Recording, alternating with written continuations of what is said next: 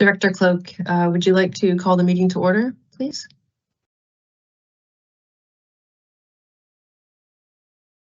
Thanks, Mel. On October 25th at 4 p.m., I would like to call the Surrey Police Board meeting to order.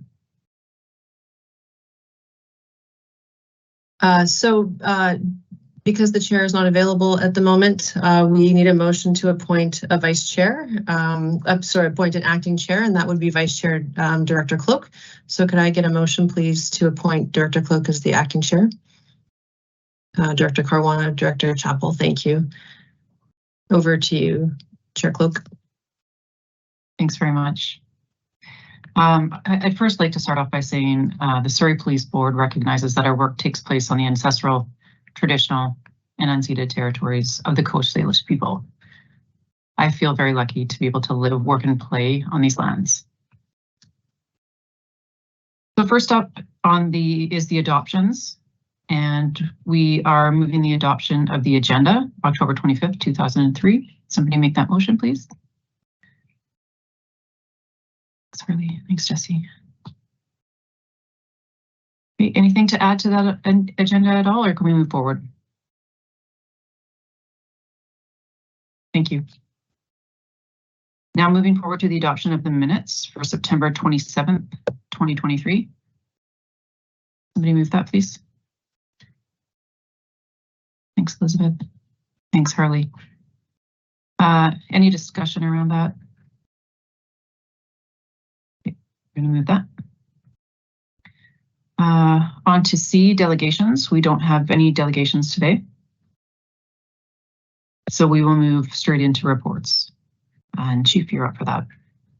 Yeah, thank you very much, Madam Chair. Good evening, everyone. I'll start with the community consultation report. It's in your materials.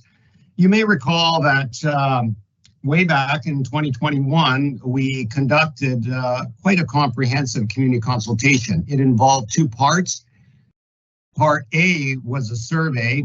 Part B was reaching out to community leaders and having focus groups. And we came away from that with the basis of what the community would like to see in the Surrey Police Service. And as you know, in the strategic plan, essentially three pillars: build the SPS, build our employee base, which includes training and development, and start researching community policing programs. Of note, the Indigenous program, secondly, youth program. And we've completed all of that, and looking forward and recognizing that the SPS will be the police service of record, we look towards having a strategic planning session sometime early in 2024. And at the same time, what we would look at starting would be another community consultation, I'll say system or research to get to a point where it would inform the board of what the strategic plan would be for 2024 and 2025. And so I look forward to that meeting to start scoping out where we would like to go. And what is really important is that the board consider, is there any other research entities that we should undertake in order to help us in formulating a plan for the future? Which is to say that, is there any other groups or any other streams that we should tap into and ask for their opinion as far as policing in Surrey, as far as the Surrey Police Service is concerned? And I think that'll paint the picture for at least a year, but probably a 2-year plan. I'll stop there, Madam Chair, and take any questions or comments. Thank you, Chief. Director Modell. Thank you, Vice Chair Cloak. So Chief, thank you for the update on that report.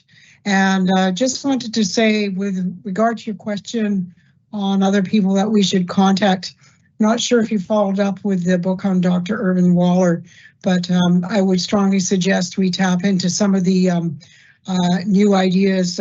He's a world-renowned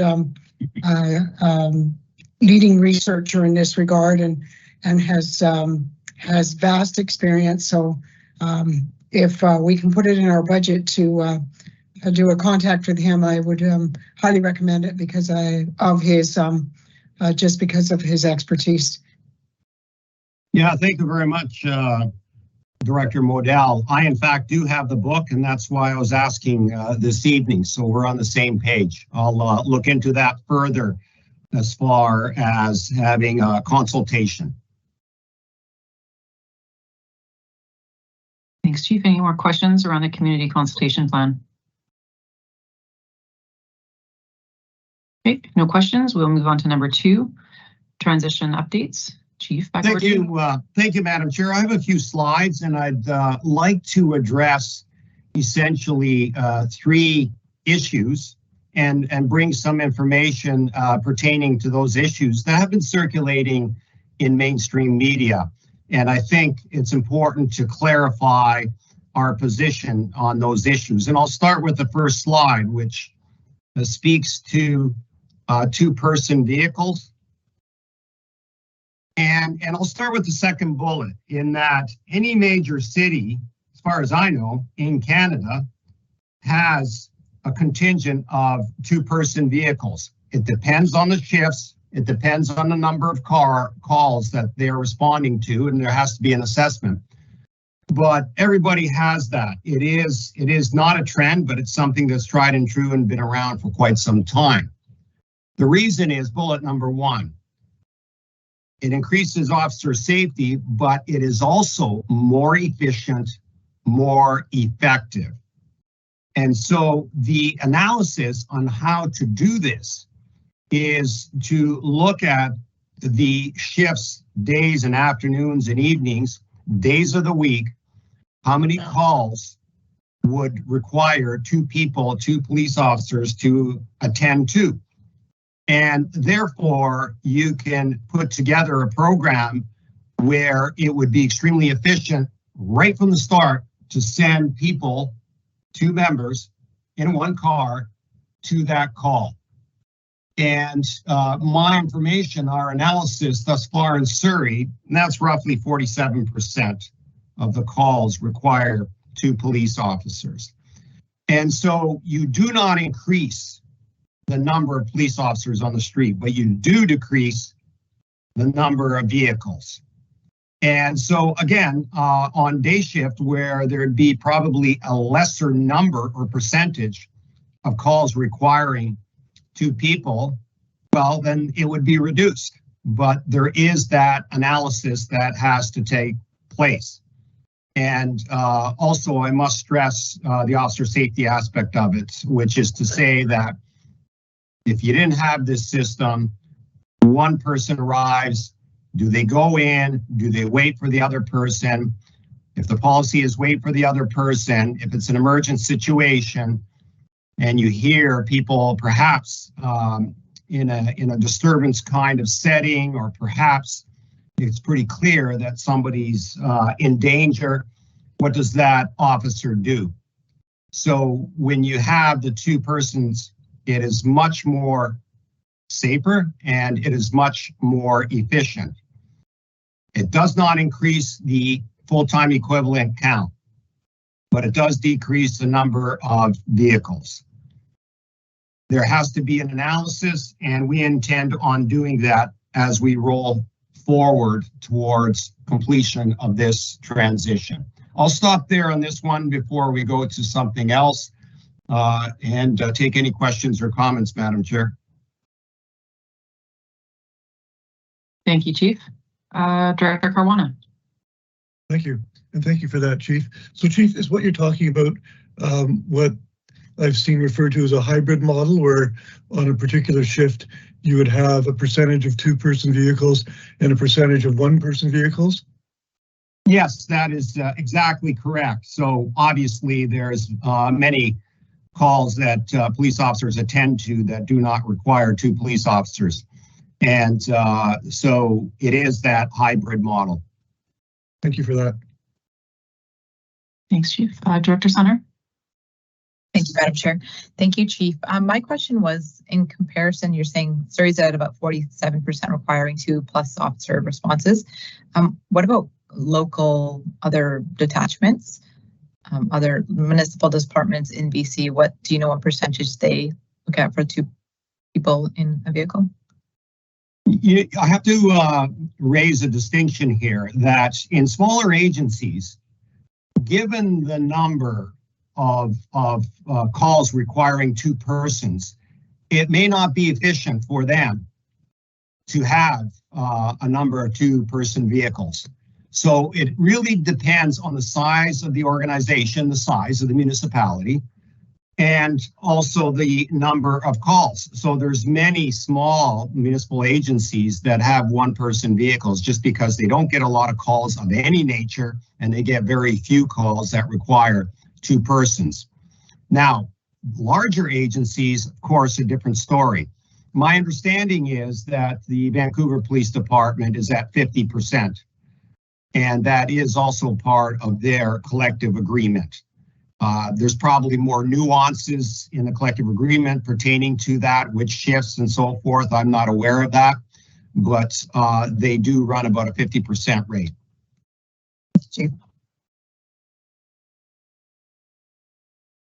Thanks, Chief. Any other questions? Okay, we'll move to the next slide if we could. There's information that has been circulating pertaining to our hiring potential, and I'm here to tell you that we do not have an issue with hiring. You'll recall that in 2023, because we didn't have a budget, we did not hire starting in January onward. And we, previous to that, 2 years, we've hired 330 and 60 civilian staff. So I think we've done very, very well. And my hat's off to the recruiters that in 2 years, we hired 400 people. So what we need to do as we roll forward, and with the confirmation of the legislation from the provincial government, and with putting together a human resource plan, we'll need to spool up again, and we're capable of doing that. And we are already in the planning stages of our marketing campaign. I have to make a comment about the HR plan. The previous HR plan was in effect until May of this year. And according to the plan, we should have deployed 35 in January, 35 in March, and 35 in May. We did not have a budget, so we are in effect almost 100 police officers below where we should be in Q2 of 2023. The intention was way back in 2022 is to continue every second month the deployment, but we didn't reach that planning stages, and of course we didn't get a budget, so everything paused. We are now poised to keep going. We are poised to put a plan together with the other stakeholders, and of course refine it given the changes that have occurred and the needs that are presently facing us and the RCMP, and move forward with this. But we are quite capable of hiring, so I just wanted to make that clear. Any questions or comments?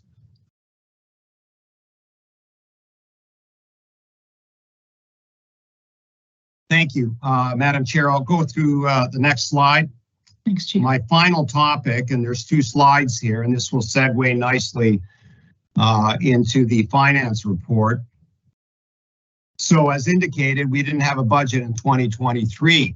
So far this year, we're tracking to spend $75 million for operations as they are now. But we do know that in Q3, the city of Surrey showed a surplus in the RCMP budget, and the overall surplus of the city, as indicated in the slide, is $19.8 million. But in order to develop a HR plan, we need to marry that with the 2024 budget. I'm happy to report, Madam Chair, that the stakeholders, which includes the 3 levels of government and, of course, the RCMP and SPS, are meeting tomorrow, and this will be the first meeting, and I think it's a great step forward into starting the discussions about an HR plan and where do we go with that. So the work is starting. Of course, various stakeholders have done work in their stream in the background, and now coming forward together to have that discussion and move the transition forward. I'll go to my last slide here that's still related to finance. One of the things we hear in the media is about the costing over a 10-year period. And the city was talked about a number of 46 million a year. I have written a letter to the city manager asking to validate that number and to work with them. I offered the services of our finance people, and I'd like the SPS to work with the city of Surrey and come to ground on what were the presumptions. And how did they, of course, arrive at that number? So, as you know, the province, when they reviewed the various reports and they employed a third-party accounting firm, they came up with the number of 31 million. So, obviously quite a spread. And we'd like to work with the city to determine what are the line items there and what were the presumptions that were taken that caused them to put forward a number of 46 million. Those are my slides. That's my presentation, Madam Chair. I'll take any questions or comments on the financials. Thank you, Chief. Director Joel. Thank you, Madam Chair. Just to the Chief's comments with regards to the cost differential between the 2 police forces being 31 million. I understand that with the RCMP,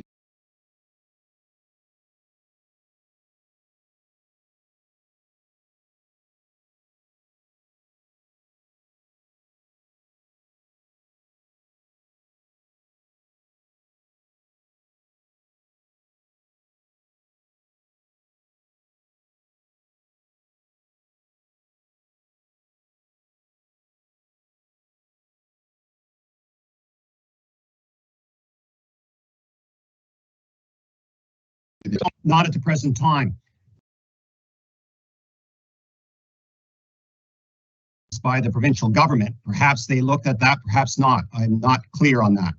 So that is something that would have to be reviewed and discussed. Okay, thank you, Chief.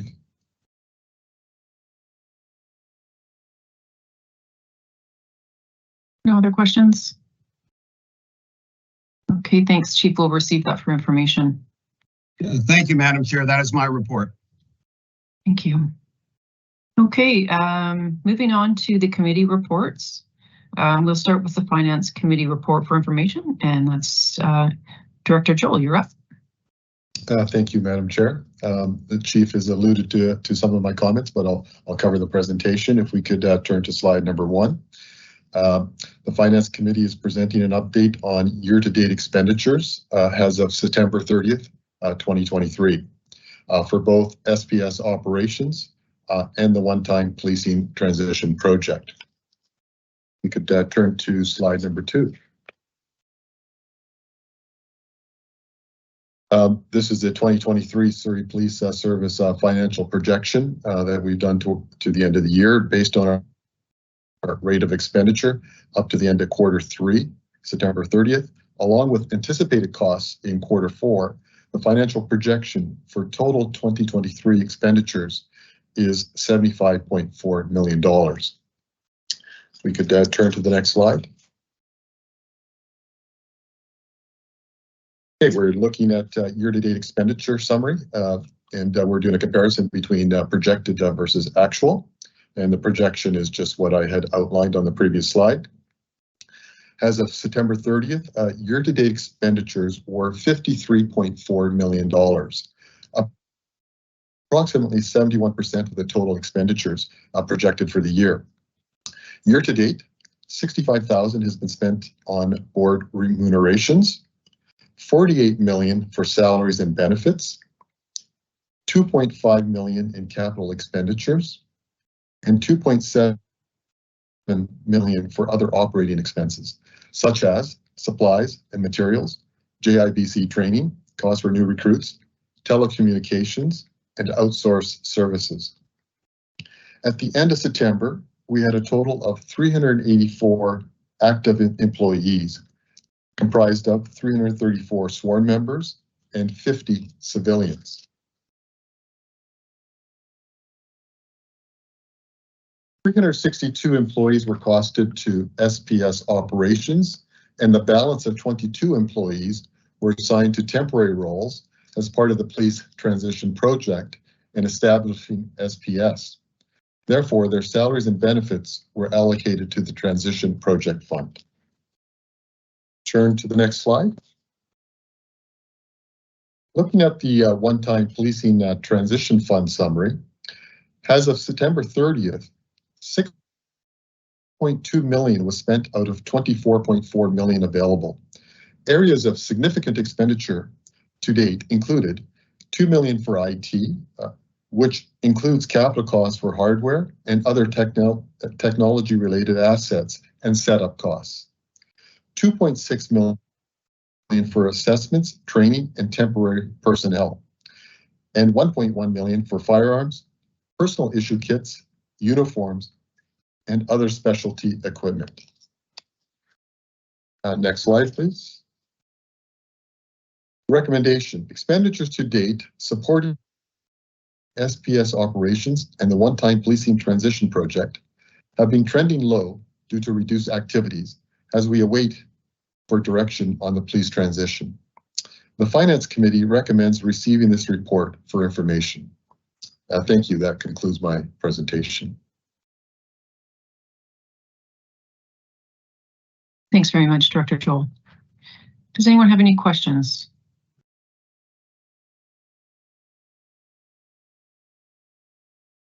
Okay, we'll move to receive that for information then. Thank you.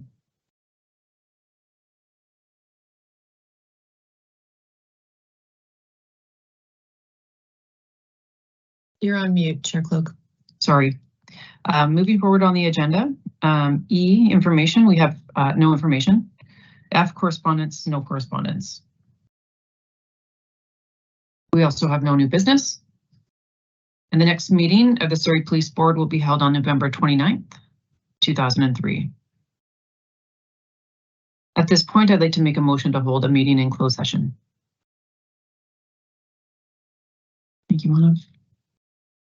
Fantastic, thank you. We'll move that. And then we'll move to adjourn, please, if somebody could make that motion. Thanks, Elizabeth.